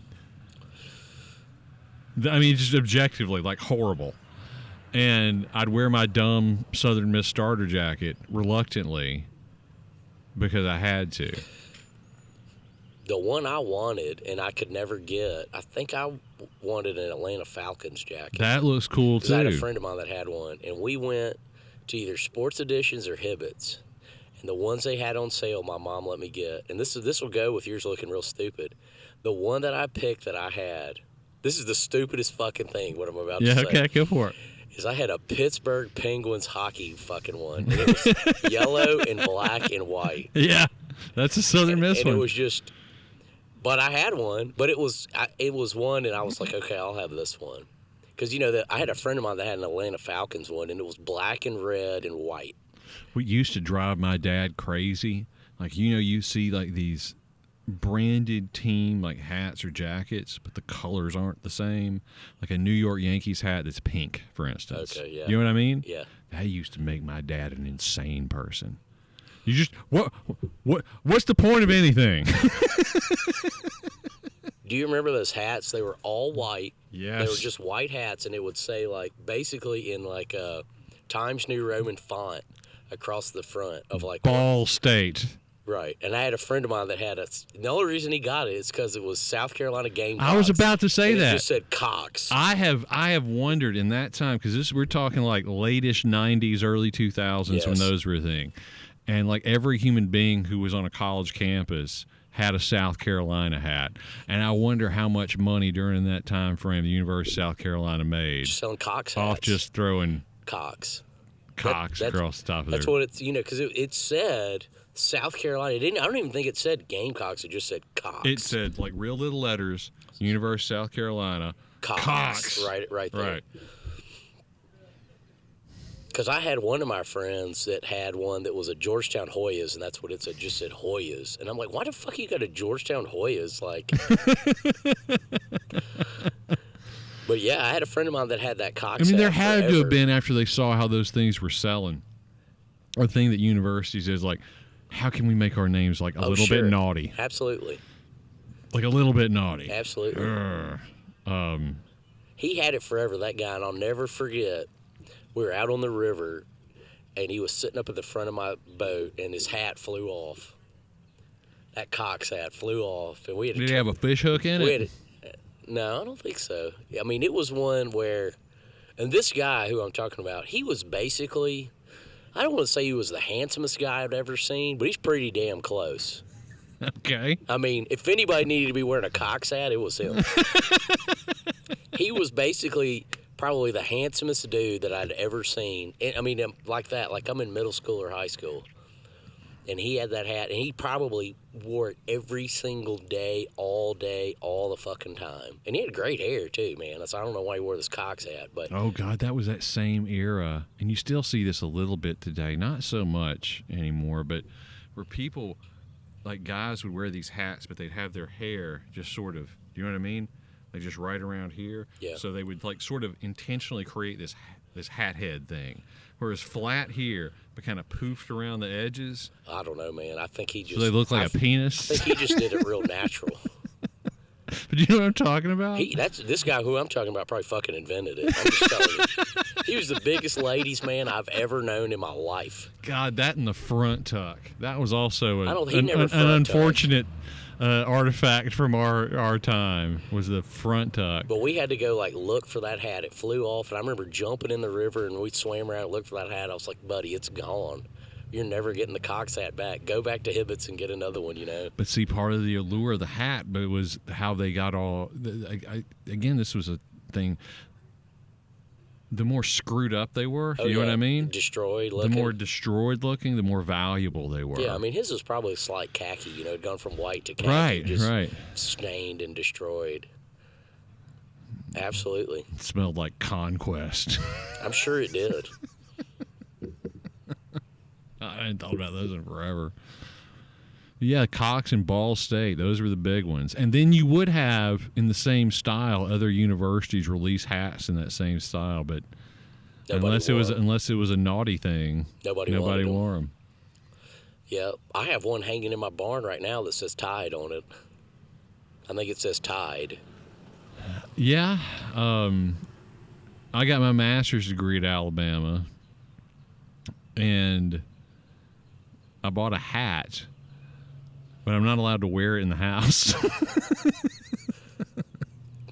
Because you feel bad if you wear it? No, because my wife's a big Auburn fan. Her uncle played at Auburn. Oh. You know, I'm so sheltered. I mean, I didn't know anybody. My mother is from Birmingham. I never knew anybody. Never met anybody, knew anybody until I was an adult that went to Auburn or cheered for Auburn. I didn't know many. The high school I went to was pretty diverse in that, and there were definitely some people who went to that school with the direct intention of going to Auburn. Well, I think it became a bigger thing later where there's kind of this repudiation of going to Alabama. So, like, we're going to go to Auburn. You know, I mean, this is a funny story. It doesn't have to do with Auburn, but it has to do with repudiating Alabama. So I had a friend of mine that I worked for, and he's probably, I don't know, like 15, 20 years older than me, but young at heart, young guy. I mean, a legacy at Alabama for probably like 4 fucking generations. No joke. Right. Okay. I mean, everybody went there in his whole family. His brothers went there. Dad went there, granddad, maybe his great-granddad, I don't know. So this is in the midst of when the Tide is just, they've got Nick Saban, they're winning. They may have like 2 or 3 championships at this time. But it's when they're going to the Rose Bowl to play for a championship. And so all of them are going, all of his family, they're going, him and his wife, everybody. And his older brother's got 3 nephews. One's at Alabama, the other one's at Alabama, and one, it's a wild hair pizzazz, he's going to go to Ole Miss. Okay. So that's not as extreme as Auburn for a family like that. I mean, they would have sacrificed him to the devil if he'd have. Or supposedly Tennessee. Like the biggest like FU to Auburn, I think Alabama does, is claiming their real rivalry is with Tennessee. Yeah, they won't even acknowledge Auburn. Yeah, exactly. So he gives it's there, and it's Christmas time, right? So it's before they're gonna. This is back in the BCS. He gives his nephew number 1, opens it up. Big ass Christmas card with money in it, being like, "Roll, motherfucking Tide! I'll see you in California." His second nephew opens it up, bunch of money in this Christmas card. "Roll, motherfucking Tide! I'm gonna see you in California." His third nephew opens up, there's no money. "Don't you wish you'd have gone to Alabama? Roll, motherfucking Tide!" That is a true story. And I looked at him, and this is a joke. And I'm like drinking. I said, "Well, David, did you go back and like give him some money?" He's like, "Hell no." That somebody should have gone to Alabama. Jesus Christ.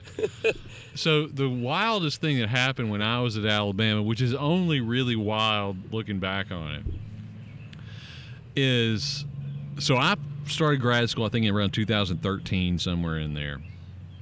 And I was in journalism, so, you know, kind of surrounded with all the comings and goings at Alabama all the time.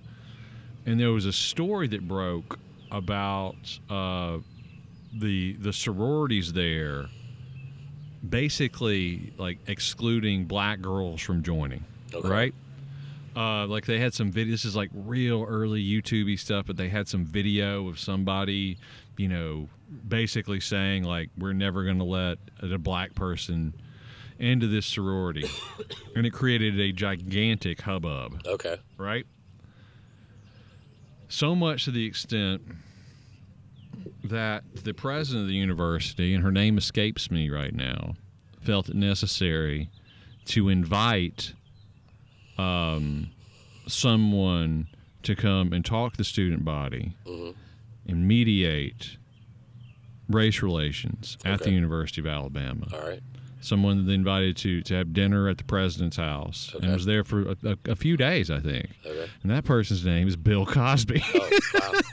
It was like, I mean, weeks before all that stuff started breaking. Really? Oh, it was real soon thereafter. Okay. Yeah. And that used to tickle the shit out of me. At least they tried. I mean, 100%. I mean, all these pictures in the Crimson White, I think that's the name of the student paper, of Bill Cosby hanging out and hugging on people. Hugging on a lot of girls. Wow. But send Bill Cosby in to settle a sorority dispute. That's the funniest, most horrifying thing I can think of. Probably did it for no fee. That's what I'm saying, bro. But you know, I can remember a guy that was we all come in there and talk to the ladies and give them some of my jelly pudding. Yeah, booty pops. Yeah, Coca-Cola. What was that show that Bill Cosby used to have when we were kids where you get up and draw shit? Picture page. Picture page. Picture page, picture page. Time to make a picture page. And then the pen would make a noise. Color. Mm-hmm. When I was a kid, I used to get that confused with Uncle Bunky. Well, Bill Cosby is a thing that other people are definitely aware of. Uncle Bunky is a thing that only people who grew up in a particular geographic area are familiar with. But Uncle Bunky was better than Bill Cosby. Cartoons were better. Because there was that Lone Star cartoon that Uncle Bunky would play. Remember that guy? Yeah. I have an Uncle Bunky drawing at my house still. Years ago, I did a thing where I drew some stuff with Uncle Bunky. Oh, really? Yeah. God, I mean, it was a long time ago. But they used to put that on the TV in the morning. It was in the era. Again, part of the world we are is we're basically 10 years behind everybody else. Tell everybody what Uncle Bunky is. So Uncle Bunky, back when local television stations made their own programming beyond the news, like they made shows, most of them would have like a kids show, like a show specifically for children. That's where Mr. Rogers came from, was making that stuff, I think in Pittsburgh. But Uncle Bunky, a guy named, was his name William Bunky? I'm not sure. I can't remember. But Uncle Bunky was that dude, and he was just this dad and ask him. He was just this guy, and what you would do is it would be all these kids sitting in these small little bleachers, and I mean, the only thing I really remember from Uncle Bunky is he would draw crazy creatures. He would draw he would draw stuff, and then he would ask the audience to draw. Like, I'm going to draw whatever, and then he would start give me the head of something. And you'd say a lion, and then you draw a lion head. Now give me the body, and you'd be like a hippopotamus or whatever. Porcupine. Yeah. And so he'd draw these crazy creatures, and then he talked to the kids about he used to tell little things about. He'd ask them stuff and talk to them. There'd be little lessons in there that he would talk about. Totally, and then there'd be cartoons interspersed throughout. Where he would do the Now time for a cartoon. Yeah, but he was just big. I mean, fat guy, jolly, sweet dude. But it was on the air forever. Like I would say for the entirety of my childhood. And then he became a sheriff's deputy. Yeah. Dude, somebody ought to write a story about Uncle Bunky, because it's one of those things where everyone around here just takes for granted that's a normal thing. But then Bunky basically got involved in like kids' sex crime stuff. Investigating. Yeah, investigating. Yeah. Back up. Didn't no. He was a sweet, yes, well-intentioned, nice man. I think he worked for the sheriff's department some while he was drawing. Definitely in his later years. There was a time where they overlapped. There was a time where. Yeah. What was it called? It wasn't Uncle Bunky's Fun House. What was the name of that show? But it was like a big deal if you got to go on Uncle Bunky. If you got to go be part of the audience. Oh, hell yeah. It was a big deal. The funniest thing was about the myth, and I'm sure WCBI still has it, where he's up there doing it and they're laughing so loud, and the kids, and Uncle Bunky turns and says, "What's so funny up there, kids?" And do you know the story? No, I don't. And the kid, it's a little tiny little black kid goes, "Leroy done farted," because they're in this closed ass room with those little chairs that they would sit in. Yeah. And they're laughing their ass off while he's trying to draw whatever he's trying to draw. And I've never thought about that, but Uncle Bunky had to have been live. It had to have been live. Oh, I think so. I watched it religiously as a kid. Because it used to come on, I think at one time it came on in the afternoon, and one time it would come on early in the morning. In the daycares we were on, we would watch it every day. Yeah. And it was like between like Dukes of Hazzard and He-Man or something like that. Right, in the afternoon. Yeah. Yeah.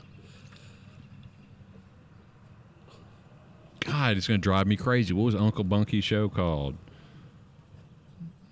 But he passed, what did he pass away about 10 years ago? Probably.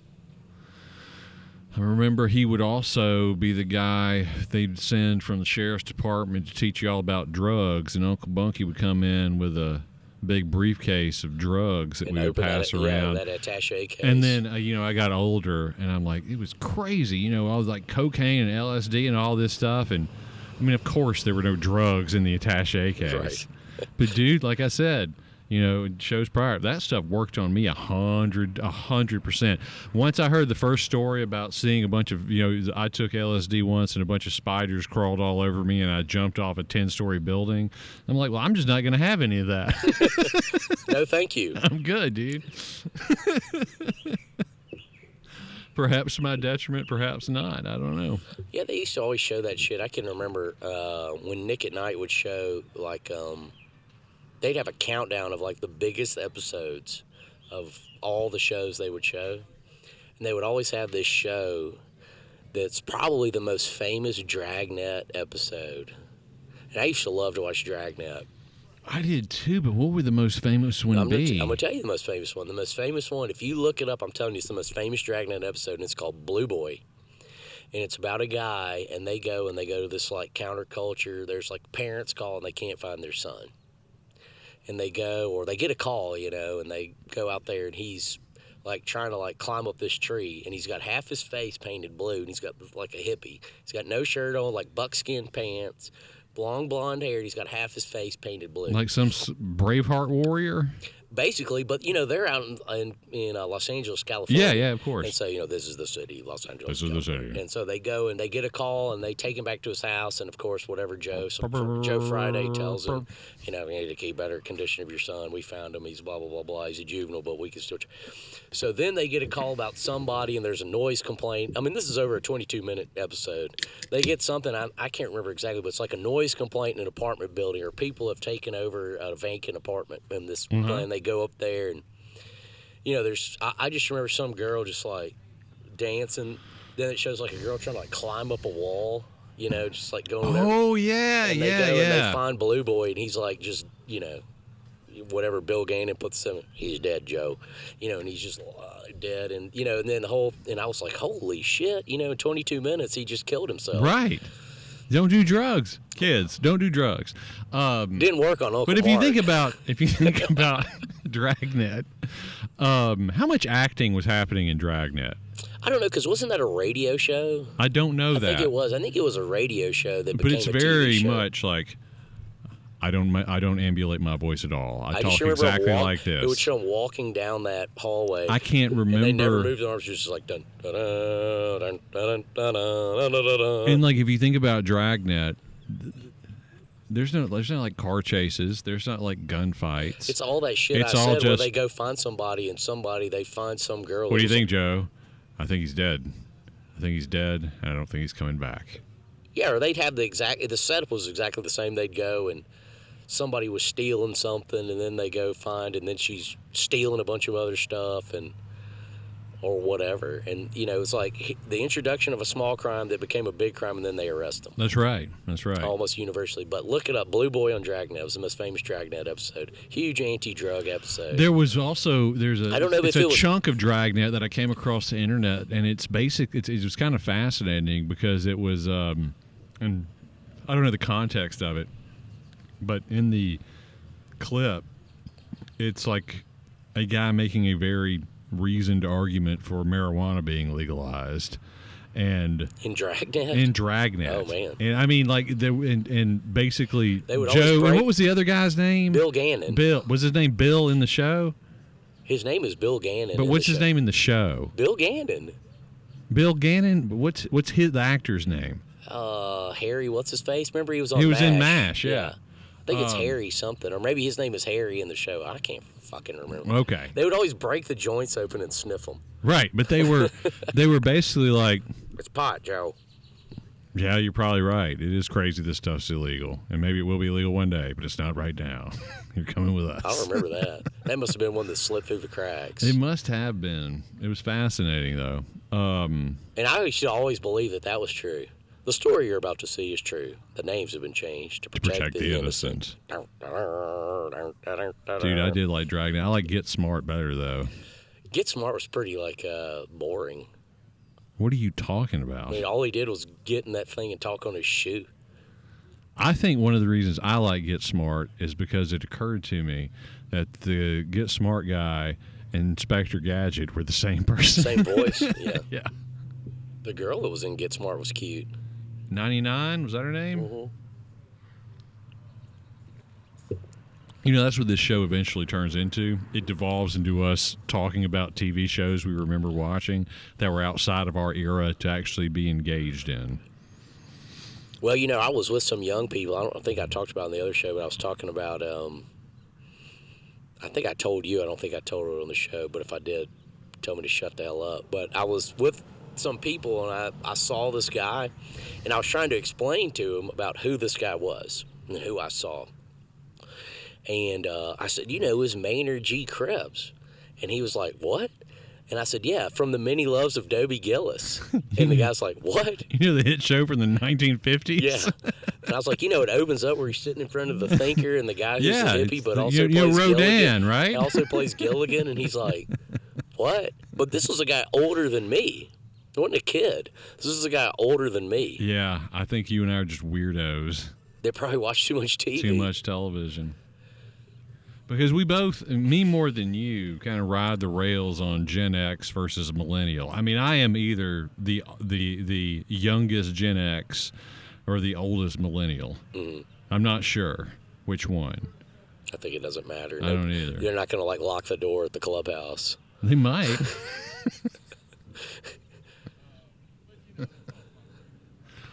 Don't know who to be crotchety at these days.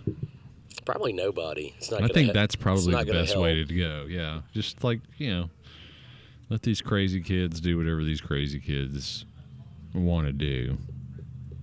Yeah, let them reap the whirlwind, right? As they say. This is dead air right here, Mark. Okay. Play that shit when the when the TV station goes off the air. That's another thing nobody will know. You can't leave that you say it's dead air. You have to take that out now. I have to take that out now? Yeah. What about the part where we talk about you telling me to take it out? Mm-mm. You don't want to do that? No, we have to start it over right now.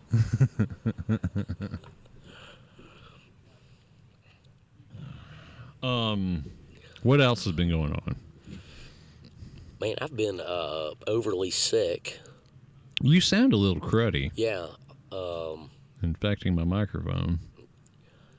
I've had just not even a sore throat, but I've had just a shit ton of congestion and a cough.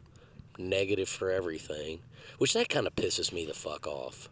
That you're negative for everything? No, you know, like when I was a kid, I never took a damn test for anything except for cancer, you know. I mean, nobody was like, hey, you're sick. Let's take him to the doctor. He's got to get a flu test and a this test and that test. They were just like, okay, you're sick. Are you sick enough to go to school? Like, unless you're barfing, you're going to go to school. I don't recall ever somebody saying, like, okay, we need to take you to the doctor to get a test. I mean, I went to the doctor. I got tested for mono. I remember that. Well, I did have mono. I did too. I was out for like a week and a half for mono, but it was like in like the second grade, so it wasn't even like I didn't like. It wasn't like I made out with somebody and got mono. I was in the 12th grade. I just remember that doctor saying, like, I remember that doctor telling me and my mother, like, whatever he said, like, my spleen was like 3 times the size. Like, my spleen was in danger of rupturing. Well, I was so skinny, too, when I laid down, you could, like, see my spleen. And were you like, that bitch, that dirty bitch? I don't think so. I had to lay down. I just remember I had to lay down, and I'm talking about being so tired, like, yeah. You know, going upstairs at our house. I couldn't even go upstairs. I was so tired. I think I just laid down for a week and ate soup or nothing. I didn't really eat that much. I remember my dad bought me a comic book every day when I had mono, but again, I was in the second grade.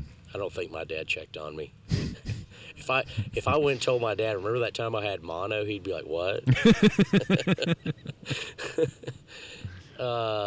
You know, that's the other thing that pisses me off. Like, I'll see somebody, just a random son of a bitch, and if I say I'm not feeling it, oh, did you go get tested for COVID, flu, strep throat, this, that, and the other thing? And I'm just like, well, no, but I will take a COVID test because my mother gets paranoid, you know. That's right. With something like COVID, you run the risk of like spreading it to other people. You know, that's reasonable. I'm negative on that. You know, it goes from where you have a head cold to being like a, I don't know what, like the equivalent of like the Iran hostage crisis. Like it's like the worst fucking thing in the world. And I am, to my detriment, I don't like going to the doctor. No men like going to the doctor. I had to go yesterday because it got a little serious for some things, and like I got talked into getting a checkup, and I'm like, well, I'd had a checkup in 25 years, and everything's been fine. They stick a finger up your butthole? No. I've been scheduled for one. Basically, I have a being nervous disorder. It turns out. Okay. It's fun because when you're filling those pieces of paper out, because that's basically what they give you a questionnaire, and I'm like questions like, check the one that best applies to you. I feel an overriding sense of anxiousness and hopelessness. And it's like, never, every once in a while, a few times during the week, every day. And I'm like, well, I mean, obviously everyone does this a few times a week. Then I filled it out, and the doctor's like, You've got some issues. Oh. And the whole time, I didn't say it to her, and I wish I had. I'm like, everybody isn't nervous, like doesn't get anxious about things all the time? Really? They're just skipping through a land of lollipops. I just don't know how that happens. They're oblivious morons. But they gave me drugs, and I haven't taken them yet because I'm afraid to take them. But we'll see how that happens. Uncle We'll see how Bucky that works. whipped your ass on that. I don't like drugs. I just don't. Like when people are like, "Ooh, we get the fun drugs," I'm like, I don't know if I want to do that. I mean, I'm going to tell you what. I'm not saying I'm going like full Tom Cruise on that bullshit because you know where he was like totally anti-pharmaceutical drugs for mental disorders. Yeah. But I think a lot of that bullshit is.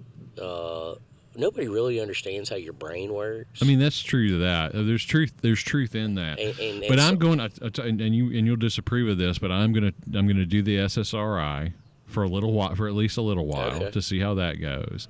And I've got some stuff, I can't remember the name of it, but it's basically an antihistamine that makes you not nervous anymore.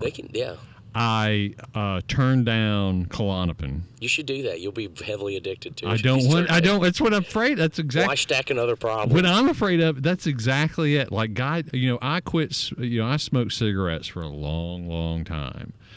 And there at the end, the most irritating part is knowing what it's like to be addicted to something. Yeah. And being addicted to something when you don't want to do it anymore, it's the most irritating thing in the world. Okay. And so I know that I am capable of being addicted to things, and so I certainly don't want to do that again. Do you know what I mean? I mean, here's my thing about it can't be that fun. Here's my thing about doctors prescribing Klonopin or Xanax or any of that bullshit. There's really not that's not a long-term recipe for success. Okay. Yeah. Because what you're going to do is take people that have somebody that they go and they say, I have a period of high anxiety where I can't go out and function, right? Because I'm having an anxiety attack. Yeah. Well, guess what? Anybody that has any level of anxiety, if they take a fucking Klonopin, will be less anxious. Any human being. It doesn't matter. I would imagine so. I mean, when my dad passed away, I got a prescription for him. And it made me a crazy person. Yeah, so you probably don't need to take I don't want it. Well, I guess that's what I'm saying is that anybody, if somebody was like, hey, man, my advice to you would be to take a pint of Scotch whiskey and drink it before you go into the office. I'm going to be a lot more relaxed at the office. There's really not. I'm not saying there's not a difference, but handsy. I won't be handsy. I'll probably be like much less talkative. But you're giving somebody a narcotic that basically would make any person feel good unless you have some physiological or something in your body rejects it, gives you an opposite effect. I make a lot of jokes about, being scared straight by Nancy Reagan and Uncle Bunky and things like that. But the truth of the matter is, and I feel like I got lucky, I've always sort of been on this edge of hippiedom, I guess. Like, friends and being in bands and being sort of a semi-creative, and seeing people who ate a bunch of bars of Xanax or forget snorting coke, injecting it directly in their bloodstream every 15 minutes, or it seemed like every 15 minutes. And all those people were like the most obnoxious human being. And I just never wanted to be anything like that. And I think that I knew myself well enough to know that I would 100% be one of the people who would develop a problem. Oh man, that's good self-awareness. Yeah, and so just didn't do it. But it's but I also get real irritated at people who look at things like that in sort of this school marm kind of approach. It's equally irritating to me. Like, I don't do drugs because I've been in the vicinity of drugs and decided I don't want to do those. I would say that if someone else wanted to do them, knock yourself the hell out, bro. It's not a good idea. You probably shouldn't. But I do have pretty libertarian ideas when it comes to so too. substance. I guess what I'm saying is, from a medical perspective, treating an intermittent issue with something that has long-term consequences, such as addiction and dependency, is usually probably not a good idea. Like, I just think somebody that's much smarter than me would have to explain that to me. I would too. And also in brain chemistry, you're right. It's notoriously impossible to understand. We still haven't really determined what consciousness is.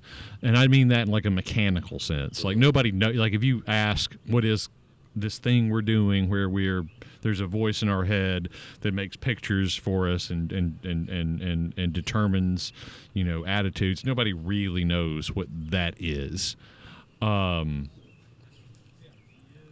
Is not necessarily something you just want to throw chemicals at to see what the hell happens. But for my case, it did get serious. I have this fun thing that happens to me where if I get too worked up, like anxious, too many things coming at the same time, I'll just pass out. I'll just straight up go to sleep. And the doctor explained that basically it's like a fight or flight response. And mine is apparently possum. Wow. She equivocated it to people who are people who are nervous around needles or blood stuff, and they see blood and they just pass out. And so you just pass out around life. Yeah, it's awful. It was a thing when my dad first passed away. I would get worked up and then just zonk, and then it happened. First time it's happened a long time. Yesterday, and give my wife credit. It happened in the morning, and it really was over like nothing. But the boys, it's like I can't find my belt. I can't find. One of my kids came down and they were supposed to wear a dress shirt for school, and they couldn't find one, so they just didn't wear a shirt. Period. They're just like, well, I guess this is what I'm doing today. And then a lot of defrigality around the house, and I got real worked up, just more and more and more and more and more. But you didn't feel it coming on; it just was then. Yeah, and then you didn't feel it coming on prior to that. No, and in times when this was a real thing, I could feel it. It's like a combination of getting dizzy and tired at the same time. Huh. And was on the couch, zonked out, and I mean like, and wake up, and when wake up out, for me anyway, wake up out of one of those things. It's like, so you ever woken up and you feel like you're late for something? Yeah. Yeah. And it's sort of this like, oh shit. You wake up and you don't know what time it is. Right. So like that. And I wake up, and my older son's like holding my hand. And he looks at me, he's like, Were you asleep? Did you pass out or something? And I was like, dude, yeah, I think so. And he said, oh, I just thought you were taking a moment for yourself. Well, that's one way to put it. But then I took him to school because I didn't know what else to do, and I was driving to work, and I called my wife, and she said, well, you have to go to the doctor. And I'm like, it'll be all right. She's like, no.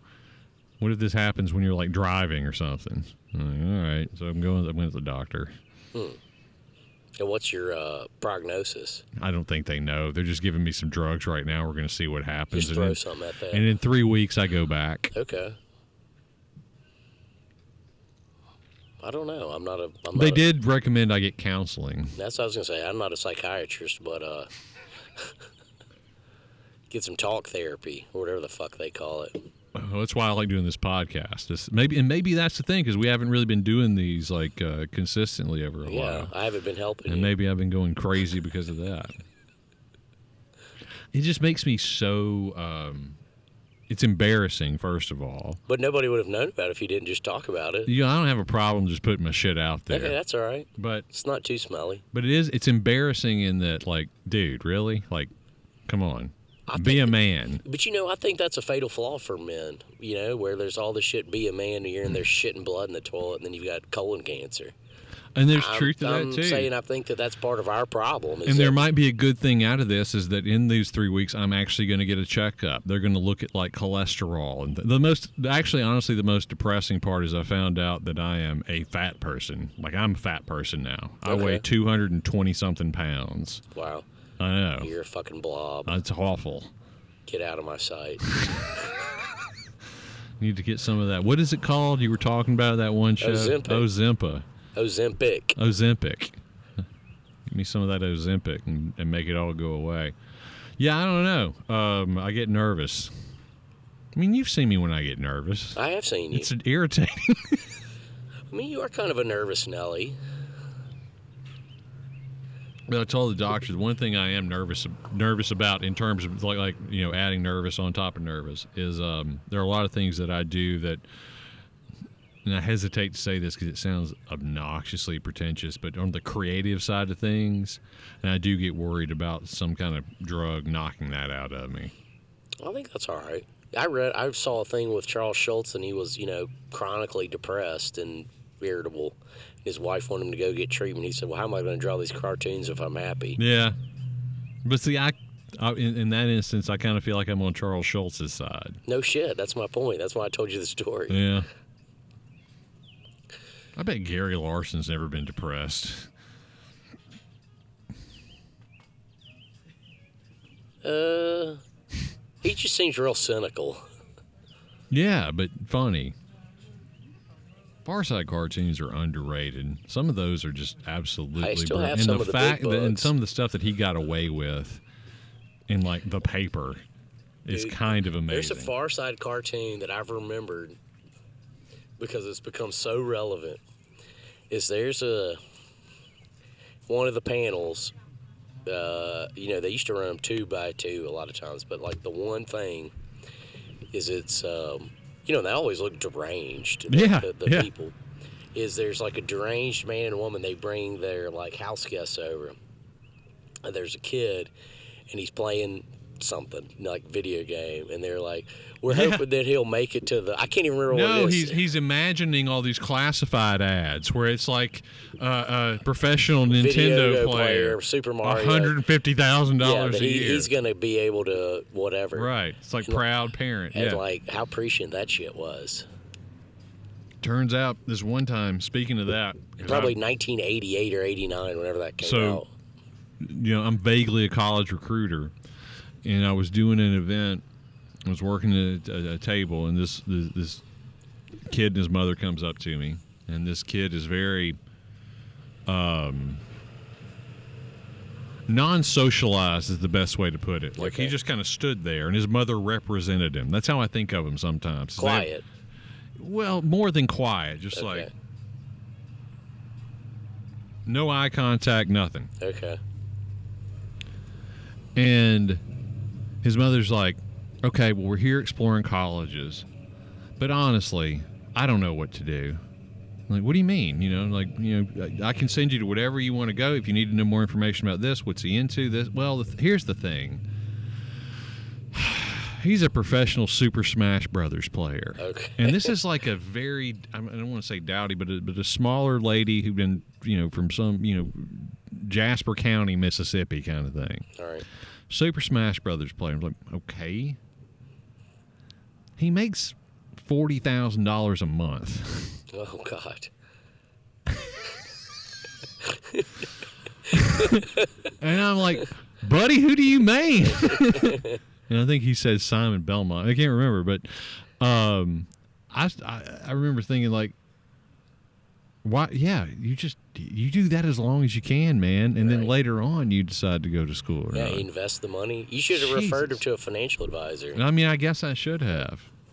But $40,000 a month playing Super Smash Brothers. He's probably paying their mortgage. Do you think people who are like doing that for a living, is it fun anymore?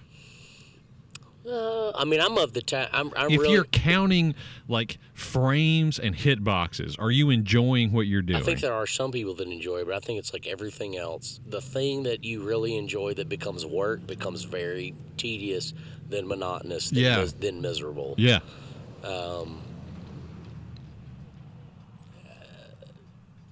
But join the club. I Most suppose. people are not going to work for their kicks. Yeah. And I guess, a little bit of misery to make $40,000 a month playing Super Smash Brothers. But I don't know how long he plays it. A lot of those people are playing them 12, 13, 14 hours. I don't know how long they stream that they play. I'm sure he's streaming. I mean, he's not making $40,000 a month like winning Tournaments. That's what he was doing, yeah. Okay. Well, maybe he is. That's a lot of jack for It's a that. lot of jack. Never forget it. It was just like, I don't know that you need to go to college right now. You should have said, I'll be his agent. I would recommend you keep doing what you're doing. Get his power of attorney. Because basically you keep doing that over the course of, a year, and you've got college and grad school taken care of. Yeah. Well, I don't know. I wonder how long that'll persist. I don't know, because the next new nugget has to come out. The next new thing has Yeah. to come out. I have no idea. I just know that, I still suck at Street Fighter, so there's no hope for me. You beat me in Street Fighter when we played. And I suck at Street Fighter. I beat your ass in Mortal Kombat when we played. That is true. It's Mortal Kombat 2, though. I spent a lot of hours at Diamond Gems playing Mortal Kombat Man, 2. I used to love Diamond Gems. Diamond Gems was an arcade in our mall, and I used to like the weird stuff. Do you remember the hologram game they had in there for a while? No. Dude, I don't know. It was functionally sort of like Dragon's Lair. Okay. Yeah. It's just random inputs. Hopefully you get the right one kind of thing. But it was this big round deal. And my memory is it was like cowboy themed. I have no But memory of right that. in the middle of it, there are these little hologram guys Okay. who are walking around and doing action like in a FMV kind of thing where you're supposed to We need to move look the that shit joystick up. around. It was real, and I used to dump a lot of money and couldn't get anywhere. I used to doing have it. to kind of go to Diamond Gems or like Pizza Hut or wherever the hell I would go and like do that secretive. Ghosts and Goblins, brother, at Pizza Hut. At Pizza Hut. Holy moly. My dad's equivalent of like me going to put $1 in an arcade game was like donating to like the Satanic Tribunal. Mine too. I mean, why are we wasting money putting $1 in this arcade machine? I mean, that was the way he. Or your dad would be like, or my dad would be like, you know what? Go play the arcade machine. Here's $1. Yeah.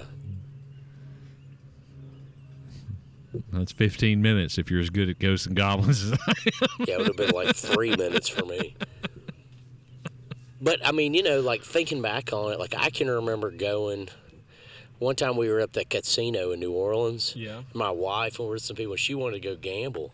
Of course, she went to go gamble. My ass just went to the arcade and just played in the arcade while she was There you go. gambling. I'm like, at least I'm going to piss money down the drain. I'm going to have fun. The only thing in a casino that I find any enjoyment out of on the gambling side is like video poker, where I can kind of pretend like I'm making decisions. Everything else just makes me feel like an idiot. Like I have gone I can remember going to like I don't remember if it was Natchez or Vicksburg, but one of the places with the literal boat in the river, right? Yeah. And I'm there for work, and I'm just like bored, and I'm like, well, I guess I'll go check one of these things out. And go in, and I'm like, okay, let's see what this is. And $20, put in a slot machine, hit the button, and then I don't have $20 anymore, and I just feel like a dumbass because I didn't even understand what was happening in the slot machine. Yeah.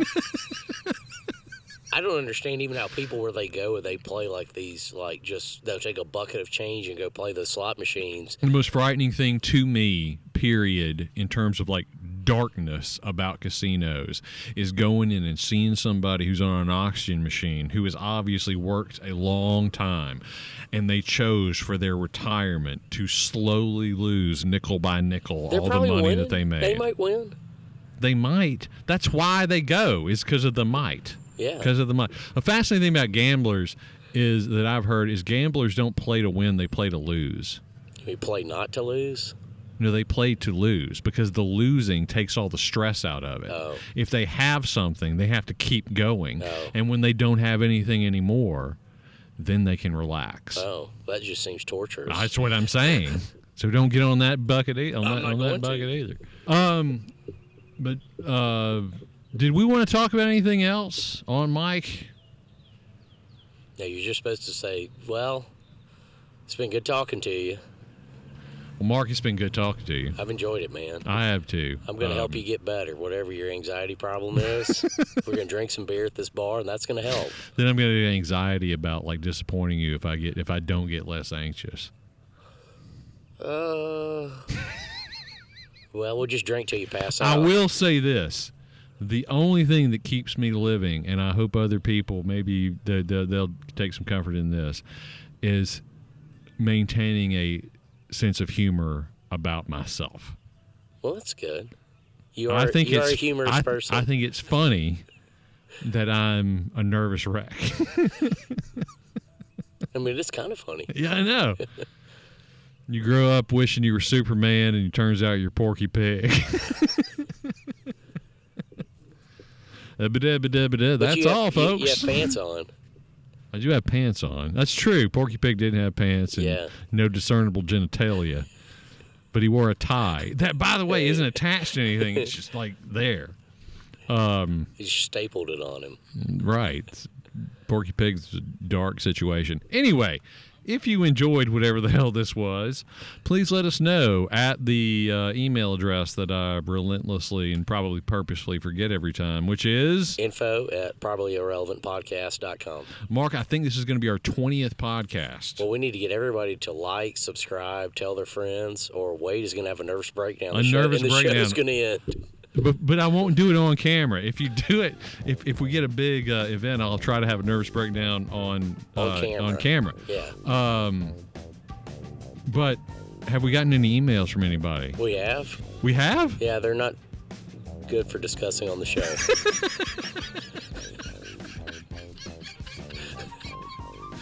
Oh, that's amazing. That's 100% we're going to be talking about when this turns off. Anyway, thank you guys so much for checking the show out.